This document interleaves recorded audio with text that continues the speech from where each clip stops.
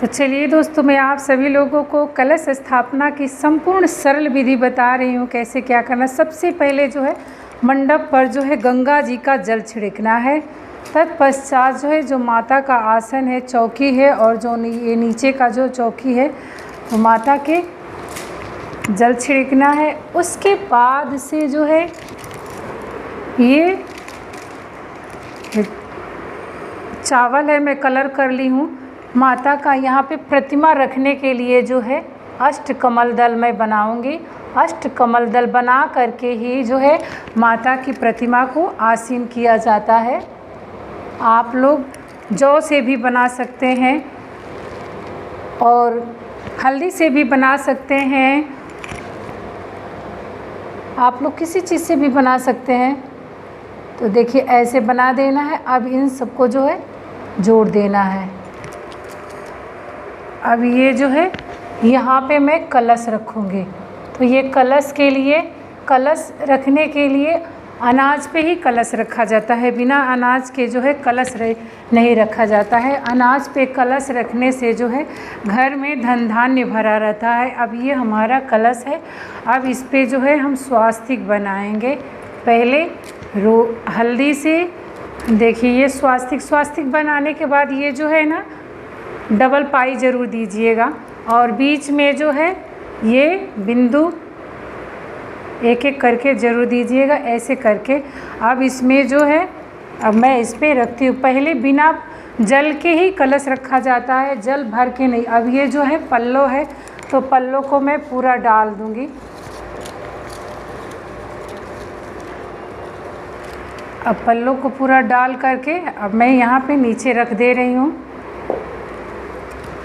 अब इसके बाद से मैं ये माता की प्रतिमा है, चुंदरी उड़ाऊँगी माता रानी को। अब चुंदरी उड़ाने के बाद से माता रानी को मैं यहाँ पे विराजित कर दूँगी। अब ये जो है ये माला मैं माता रानी को पहना दूँगी। अब इसके बाद से ये दोस्तों कलश है। अब ये कलश जो है, कलश में उसके बाद से ये मैं इसमें अलग से जल ली हूँ। अब इसमें मैं जल डालूँगी। जल डालने के बाद ही उस पर जो है कलश को विराजित करूँगी।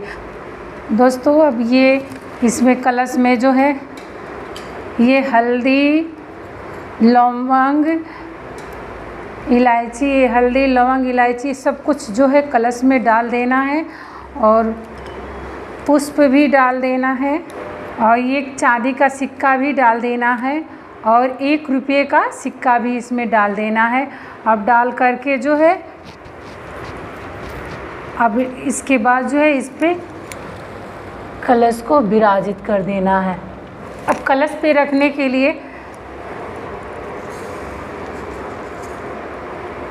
ये कोशा है, उसमें जो है पूरा भर के जो है राइस रखना है, चावल रखना है, और उसके बाद से जो है इसमें इसके ऊपर जो है स्वास्तिक का चिन्ह बनाना है। इसको सादा नहीं रखा जाता है, स्वास्तिक का चिन्ह बना करके ही रखा जाता है। बहुत ही शुभता का प्रतीक माना गया है। बिना स्वास्तिक के मतलब इसको रखा नहीं जाता है। स्वास्तिक कभी भी आप कोई भी पूजा करिएगा तो इस पे जो है ये स्वास्तिक का चिन्ह ज़रूर बनाइएगा। तो ये स्वास्तिक का चिन्ह मैं बना रही हूँ। और अब इस पे जो है ये चावल रखा गया। नारियल पे मैं धागा भी लिपट दे रही हूँ। आप धागा भी लिपट के रख सकते हैं, और चाहे तो चुंदरी भी लिपट के रख सकते हैं, कोई मतलब। मैं दोनों ली हूँ तो मैं दोनों। और ये जो सिरा है ये भाग जो है आगे के तरफ रहेगा। आप चाहे तो खड़ा भी रख सकते हैं, आप चाहे तो ऐसे भी रख सकते हैं। तो आप जो है इस प्रकार से ये रखा गया। अब जो है कलश, अब ये देखिए,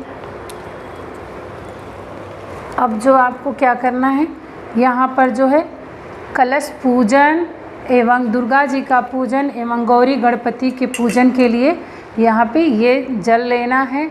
उसके बाद से जो है ये एक पात्र रखना है, उसमें जो है मैं ये गणपति जी को रख रही हूँ, गणेश जी को। गोबर नहीं मिल रहा है यहाँ पे, तो मैं हल्दी से ही गौरी जी को बनाऊंगी और हल्दी से ही गौरी जी को बना करके इनका जो है पूजन करूंगी। आपको गोबर मिल जाए तो आप गोबर का ही गौरी बनाइएगा। ये नहीं है कि जहाँ गोबर नहीं मिलता है वहाँ पे जो है गौरी बनाया जाता है। और इस तरह से बना करके खूब सुंदर बनाइएगा गौरी जी को, जितना ही सुंदर ये जो है नुकीला बनाइएगा। और बना करके गणेश जी को इधर रखना है और गौरी जी को यहाँ रखना है, ये दोनों लोग को यहाँ रखना। अब क्या करना है, अब इसके बाद से जो है आवाहन करना है दुर्गा जी का और गणेश जी का, और सबका आवाहन करके जो है पूजा करना है। अब क्या करना है, उसके बाद से सबसे पहले गणेश जी का पूजन करना है। तो पूजन यहाँ पे जल गिराइएगा ताकि आपका यहाँ गौरी जी का, फिर ये कलश भगवान का, ये माता रानी का, सबका जो है यहाँ पे अब जो है सबको जो है पुष्प अर्पित करिए। माता रानी को भी पुष्प अर्पित करना है, कलश भगवान को भी पुष्प अर्पित करना है। एक मैं वस्त्र ली हूँ जो कि गणपति जी को पीला पीताम्बर ओढ़ाऊँगी। तो ये गणपति जी के लिए छोटा बड़ा हो गया है, तो ये मैं ऐसे करके गणेश जी को ओढ़ा दी। और ये एक छोटी सी चुंदरी है जो कि गौरी जी को ओढ़ा दी। आप लोग ये मौली का धागा भी चढ़ा सकते हैं, लेकिन मैं चुंदरी खरीद के लाई हूँ तो चुंदरी उड़ा दी। ये जो है एक मैं माला लाई हूँ, माता को माला पहना दी। एक ये माला है, इसको भी मैं माता को पहना ही देती हूँ।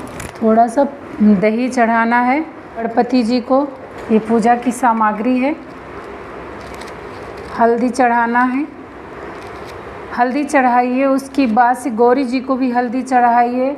कलश भगवान, कलश में जो है वरुण देवता का आवाहन करके वरुण देवता का पूजा किया जाता है। कलश में माता रानी को हल्दी चढ़ाइए। ये देखिए मैं भूल गई हूँ, पुस्तक है तो मैं पुस्तक यहाँ पे रखती हूँ। दुर्गा चालीसा और दुर्गा सप्तशती है।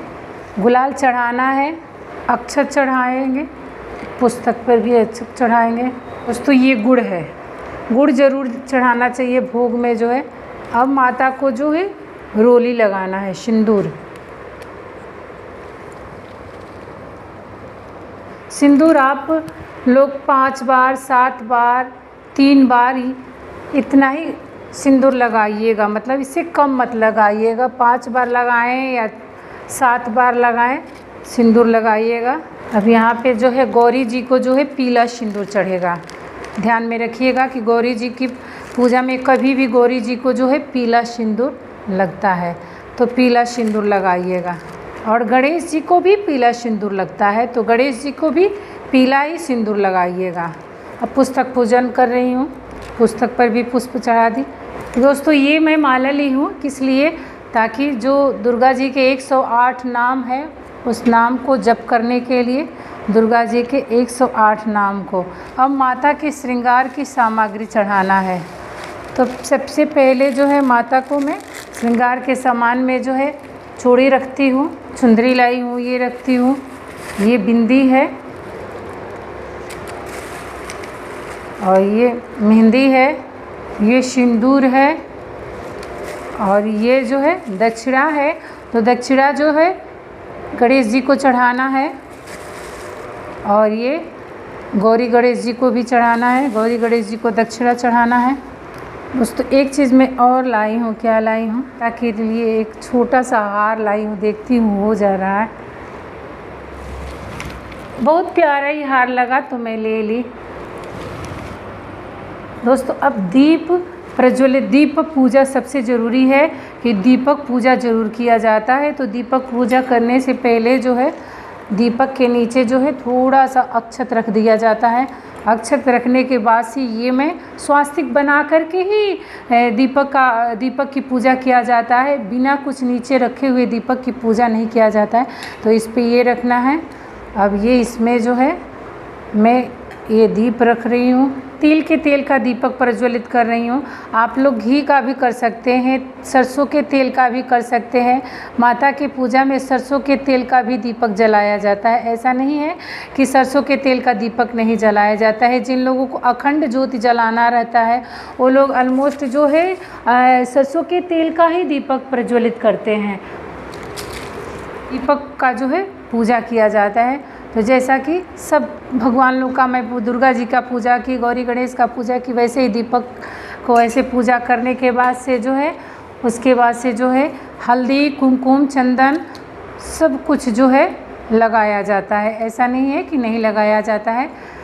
बहुत लोग कहते हैं कि नहीं लगाते हैं, लेकिन नहीं, दीपक का पूजा बहुत ज़रूरी है। किसी भी पूजा में, रोज़ का भी पूजा कर रहे हैं तो दीपक को सिंदूर, दीपक का जो है सिंदूर चढ़ाना बहुत ज़रूरी रहता है। टिकना जो होता है उसको टीका जाता है। अब मैं पुष्प चढ़ा रही हूँ, लाल भी चढ़ा रही हूँ। अब इस पर थोड़ा सा अक्षत भी ऐसे छोड़ दिया जाता है। बिना अक्षत की पूजा पूर्ण नहीं माना जाता है, तो अक्षत भी लगाया जाता है, चढ़ाया जाता है। अब मैं भोग लगाऊंगी, तो पूजा का सामग्री हटा देती हूँ। पहले ये भोग इस प्रकार से यहाँ रख दूँगी। वहाँ जगह नहीं है तो मैं यहाँ रख दूँगी। माला थोड़ा इधर कर दे, यहाँ कोने में रख दे रही हूँ। और ये माता का जो भोग लगाने के लिए मिश्री ज़रूर रखिएगा भोग में। आप सभी लोग देख रहे होंगे माता का भोग लगाने के लिए ये मिश्री, पंचमेवा, मतलब मैं पंचमेवा का भोग लगा रही हूँ। और ऋतु फल जो है, ऋतु फल ज़रूर चढ़ाइएगा, ऋतु फल से भोग ज़रूर लगाइएगा। बहुत ही अच्छा होता है ऋतु फल का भोग लगाना। नॉर्मल तरीक़ा से आप अपने घर में जो है इसी प्रकार से जो है माता जी का आह्वान करिएगा और माता जी का पूजा करिएगा। इसी प्रकार से एकदम सीधा साधारण तरीके से माता का आप श्रृंगार की सामग्री ज़रूर खरीद के लाइएगा और जो है इसी प्रकार से पूजा करिएगा। और जो है दीप को ध्यान में रखिएगा। अगर आप अखंड ज्योति जलाना चाहते हैं तो अखंड ज्योति जो है बुझना नहीं चाहिए। ये ध्यान में रहे कि अखंड ज्योति जो है बुझना नहीं चाहिए। देखिए मैं लच्छीदाना भी मंगाई हूँ, लच्छीदाना का भी भोग लगाना है। तो अब जब पूरा भोग लेने के बाद से जो है जल घुमा दिया जाता है ताकि भोग जो है स्वीकार कर ले लो। तो पूरा ऐसे करके जो है भोग लगा दिया जाता है कि हे भगवान, हे माता रानी, हे गौरी गणेश जी, आप लोग भोग स्वीकार करिए। और ये भी जल जो है यहाँ पे, इससे क्या होगा कि आपकी चौकी जो है कभी गीली नहीं होगी, चींटी उटी नहीं लगेगी। तो दोस्तों इस प्रकार से जो है सीधा साधारण सरल तरीके से जो है आप माता का कलश स्थापना आप अपने घर में इस नवरात्रि में, हर नवरात्रि में जो है आप इसी तरह से सीधा साधारण सरल तरीके से आसान विधि से जो है कलश स्थापना करें। तो दोस्तों ये आप सभी लोगों को ये कलश स्थापना का वीडियो कैसा लगा? अगर आप लोगों को ये वीडियो पसंद आया हो तो प्लीज़ मेरे चैनल को सब्सक्राइब कर दीजिएगा, बेल आइकन को प्रेस कर दीजिएगा। तो चलिए दोस्तों, अब आरती का टाइम हो गया, अब आरती कर लेती हूँ।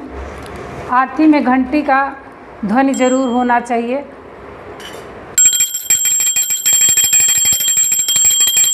तो माता का सर झुका करके जो है प्रणाम करिएगा। तो दोस्तों यही रही कलश स्थापना से जुड़ी हुई एक छोटी सी जानकारी और संपूर्ण मतलब पूरा साधारण और सरल तरीके से मैं आप सभी लोगों को बताई हूँ। इस तरह से आप अपने घर में जो है पूजा करिएगा। कलश पूजन किस तरह से करना है इसी तरह से साधारण तरीके से पूजा कर लीजिएगा। तो चलिए दोस्तों फिर मिलती हूँ एक नई वीडियो में। तब तक के लिए आप सभी लोग जहाँ रहें स्वस्थ रहें, मस्त रहें। प्रेम से बोलिए दुर्गा मैया की जय।